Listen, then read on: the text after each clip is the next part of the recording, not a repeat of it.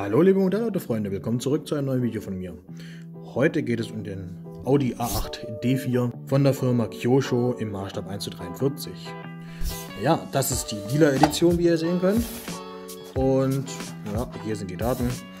Und ich würde sagen, ich packe den Wagen sofort aus.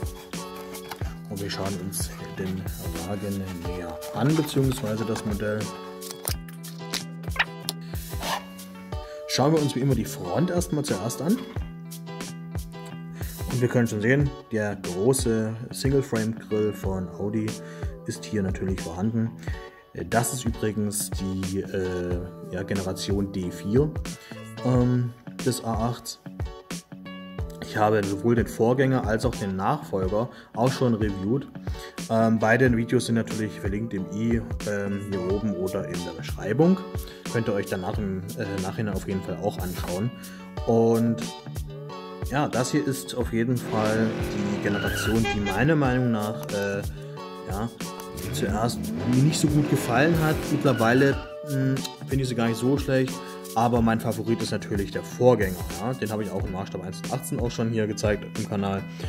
Gerne auch anschauen, das ist auch einer meiner Top-Modellautos, die mir auf jeden Fall sehr gut gefallen. Nichtsdestotrotz, hier kann man gut erkennen, der Wagen sieht jetzt auch nicht schlecht aus. Ja. Die neue Form der Lichter hat sich hier etabliert. Ja, die Weiterentwicklung bis zur jetzigen Generation. Ja, hier die großen, der große Grill mit den Silberstreben gefällt auch eigentlich ganz gut, wobei ich die erste Generation des Single Frames am besten finde. Ja, schauen wir uns die Seite an. Hier kann man den Audi A8 auf jeden Fall erkennen, meiner Meinung nach. Ja, den Vorgänger. Ja, ist nicht gerade spektakulär jetzt von der Seite. Die Felgen, ja, die passen auf jeden Fall sehr gut zum Fahrzeug. Sind auf jeden Fall, sehen nicht schlecht aus. Und wir kommen direkt zum Heck. Und das hat mir am Anfang nicht so gut gefallen, weil er irgendwo meiner Meinung nach ein bisschen so aussieht wie so ein größerer A4 aus der Generation. Den habe ich auch schon vorgestellt, natürlich auch in der Playlist bzw. Beschreibung und im i verlinkt. Mittlerweile geht es wie gesagt eigentlich. Hier unten kann man auch die Auspuffrohre sehen. Und ja, ich würde sagen, wir schauen jetzt mal in den Innenraum rein. Und ich hoffe, ihr könnt gut alles erkennen. Ja, also hier ist relativ detailliert gearbeitet worden von Kyosho. Gefällt mir eigentlich ganz gut. Das Einzige, was mich stört, ist, der Wagen hat ja hier keine Scheibe drin. Ne? Sowohl auf der Beifahrerseite als auch bei der Fahrerseite. Weiß ich nicht warum. Mir gefällt das nicht. Ich meine, die Wagen haben genug Qualität, dass man das eigentlich auch machen kann.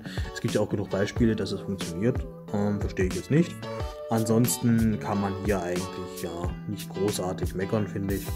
Für den Preis ging das ja auch eigentlich klar. Helle Ausstattung, wie gesagt, passt auf jeden Fall ganz gut. Ja, ich habe auf jeden Fall in die Sammlung mit aufgenommen, weil ich auch andere Audi-Modelle, wie gesagt, besitze.